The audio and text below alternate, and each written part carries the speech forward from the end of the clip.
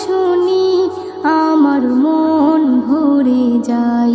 শোনো মুমিন মুসলমান, পড়ে দেখো না কোরআন, কত শান্তি পাওয়া যায়। কোরআন মধুর বাণী